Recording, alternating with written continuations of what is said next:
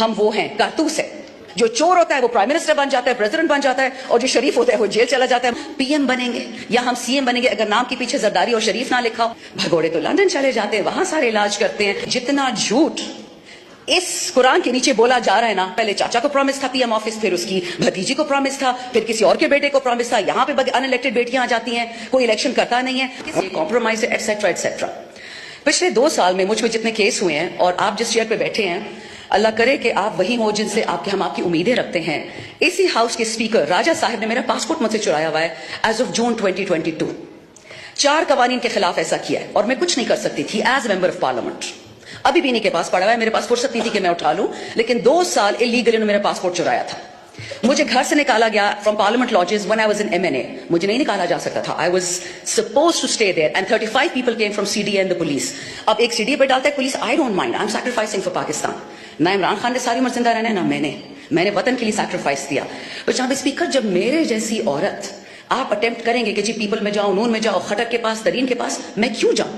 خٹک اور ترین تو پہلے سے میرے رشتے دار تھے, میری تو ان سے ویسے نہیں بنتی تھی, تو میں ان کی پارٹی میں کیوں جاؤں؟ وہ تو جو ہماری پارٹی تھی میں ان سے نہیں لڑتی تھی. اسپیکر صاحب, یو ڈونٹ نو می, میں ایک لڑاکا ہوں, ہمیشہ سے تھی. میں ہر کسی کے ساتھ لڑتی ہوں, اپنی لیڈر کے ساتھ بھی لڑی ہوں, حق کے لیے لڑتی. اور آج آپ کو یہ بتا دوں کہ جتنا جھوٹ اس قرآن کے نیچے بولا جا رہا ہے نا, آئی سویئر ٹو گاڈ میری ہڈیوں میں درد شروع ہو جاتی ہے. یہ بجٹ لوگوں کو برباد کرنے کے لیے ہے. اور سر, آپ بھی پاکستان میں رہتے ہیں, آپ کے ملازم ہوں گے, آپ کے کوئی غریب رشتہ دار بھی ہوں گے. یہ جو بڑی بڑی انگریزی ہمیں سنا رہے ہیں, oh this salary tax and that digitization, sir you are destroying digitization. آپ کمپیوٹرز پہ ٹیکسز لگا رہے ہیں, کتابوں پہ, ہارٹ اسٹینٹس پہ, چیریٹی ہاسپٹل جس پہ 50 سے زیادہ بیڈ ہوں, آپ نے فارماسیوٹیکلز کی 18% شرح بڑھا دیا, را مٹیریل کی 18% اس اسپتال پہ ٹیکس ڈال دیا ہے. لیکن جو مالداروں کے ہاسپٹلز ہیں سر, وہ تو لندن میں ہے.